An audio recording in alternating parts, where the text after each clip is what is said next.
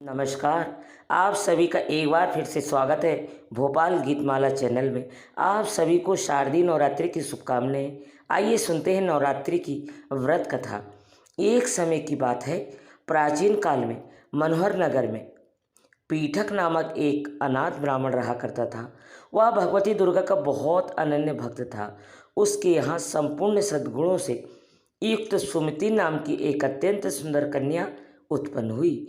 वह कन्या सुमति अपने पिता के घर बाल्यकाल में ही अपनी सहेलियों के साथ क्रीड़ा करती हुई इस प्रकार बढ़ने लगी, जैसे शुक्ल पक्ष में चंद्रमा की कला बढ़ती है। उसके पिता जब प्रतिदिन माँ दुर्गा की पूजा करके होम किया करते, उस समय वह नियम से वहाँ उपस्थित रहती।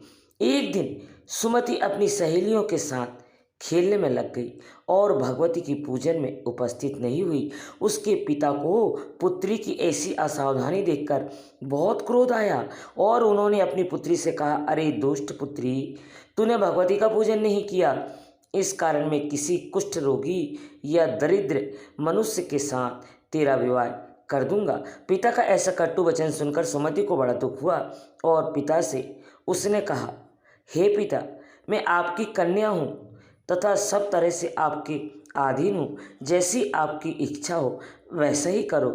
राजा से कुष्ठ मेरे भाग्य में जो होगा, जो लिखा होगा वही होगा। मुझे विश्वास है, जो जैसा कर्म करता है उसके कर्मों के अनुसार ही उसे फल प्राप्त होता है, क्योंकि कर्म करना मनुष्यों के अधीन है पर फल देना ईश्वर के अधीन है। जिस प्रकार अग्नि में पड़ने पर अग्नि उसको अधिक प्रदीप कर देता है, इस प्रकार कन्या के निर्भयता से कहे हुए वचन सुनकर उस ब्राह्मण ने क्रोधित हो अपनी कन्या का विवाह एक कुष्ठ नर पुत्री से कहने लगा, हे पुत्री, अपने कर्म का फल भोगो। देखो भाग्य के भरोसे होकर क्या करती हो। पिता के ऐसे कटु वचनों को सुनकर सुमति मन में विचार करने लगी, अरे मेरा बड़ा दुर्भाग्य है कि मुझे ऐसा कुष्ठ रोगी पति मिला। इस तरह अपने दुख का विचार करती हुई वह कन्या अपने पति के साथ वन में चली गई और डरावने कुश युक्त उस निर्जन वन में उन्होंने वह रात बड़े कष्ट से व्यतीत करी।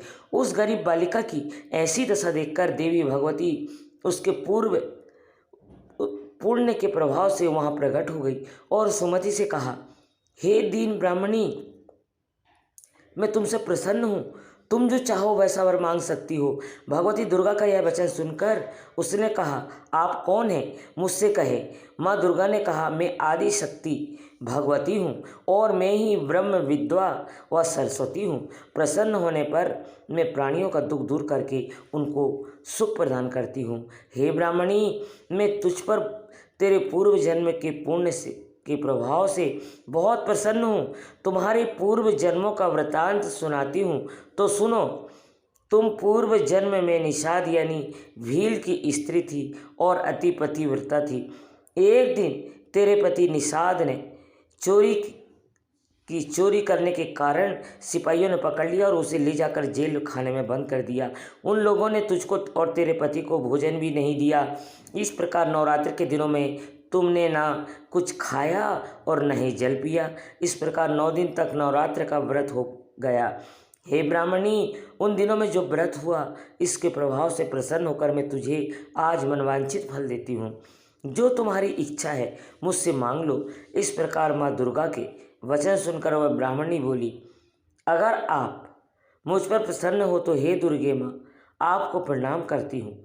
कृपा करके मेरे पति का कोढ़ दूर करो। देवी ने कहा, उन दिनों जो तुमने व्रत किया था उस व्रत का एक दिन का पुण्य पति का कोढ़ दूर करने के लिए अर्पण कर दो।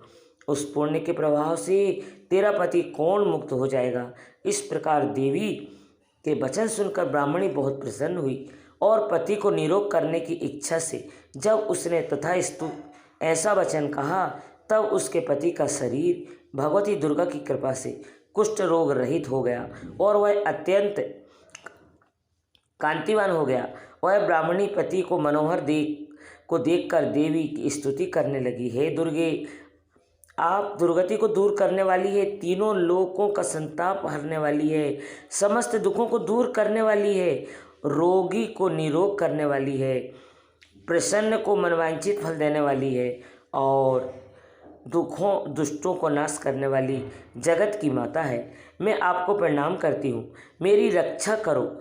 उस ब्राह्मणी को ऐसी स्तुति सुनकर देवी बहुत प्रसन्न हुई। हे ब्राह्मणी, तेरे उदाल नामक अति बुद्धिमान, धनवान, कीर्तिवान और जितेंद्रिय पुत्र शीघ्र उत्पन्न होगा, ऐसा वर वरदान कर देवी ने ब्राह्मणी से फिर कहा, ब्राह्मणी, और जो कुछ तेरी इच्छा हो वह मांग ले। भगवती दुर्गा का ऐसा वचन सुनकर सुमति ने कहा, हे भगवती दुर्गे, अगर आप मुझ पर प्रसन्न हो तो कृपा करके नवरात्र करने की विधि और उसके फल का विस्तार से वर्णन करें। माँ दुर्गा ने कहा, मैं तुम्हें संपूर्ण पापों को दूर करने वाले नवरात्र व्रत की विधि बताती हूँ, जिसको सुनने से मोक्ष की प्राप्ति होती है। अश्विन मास के शुक्ल पक्ष की प्रतिपदा से लेकर 9 दिनों तक विधि पूर्वक व्रत करें। यदि दिन भर व्रत न कर सके तो एक समय भोजन करें। विद्वान ब्राह्मणों से पूछकर घट स्थापना करें और वाटिका बनाकर उसको प्रतिदिन जल से सींचे। महाकाली, महालक्ष्मी और महासरस्वती देवी की मूर्तियां स्थापित कर उनकी नित्य विधि विधान सहित पूजा करें और पुष्पों से विधि पूर्वक अर्घ्य दे। विजोर के फल से अर्घ्य देने से रूप की प्राप्ति होती है। जायफल से अर्घ्य देने से कीर्ति, दाग से अर्घ्य देने से कार्य की सिद्धि होती है। आंवले से अर्घ्य देने से सुख की प्राप्ति और केले से अर्घ्य देने से आभूषणों की प्राप्ति होती है। इस प्रकार पुष्पों और फलों से अर्घ्य देकर व्रत समाप्त होने पर 9वें दिन यथा विधि हवन करें। खांड, घी, शहद, जौ, तिल, बेल, नारियल, दाग और कदम्ब आदि से हवन करें। गेहूं से होम करके लक्ष्मी की प्राप्ति होती है। खीरे और चंपा के फूलों से धन तथा तेज और सुख की प्राप्ति होती है। आंवले से तेज और कीर्ति केले के पेड़ से सम्मान की और दाखों से दंपदा की प्राप्ति होती है।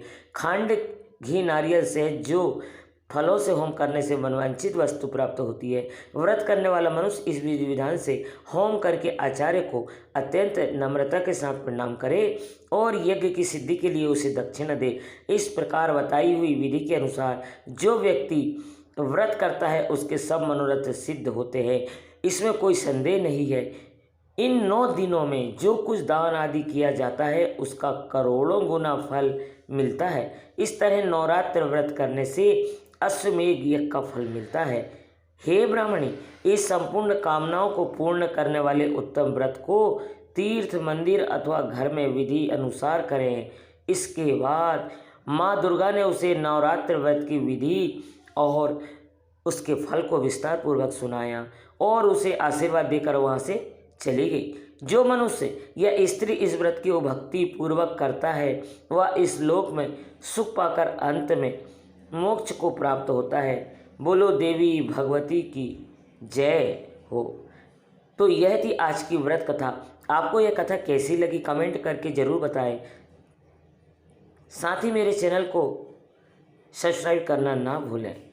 जय माता जी।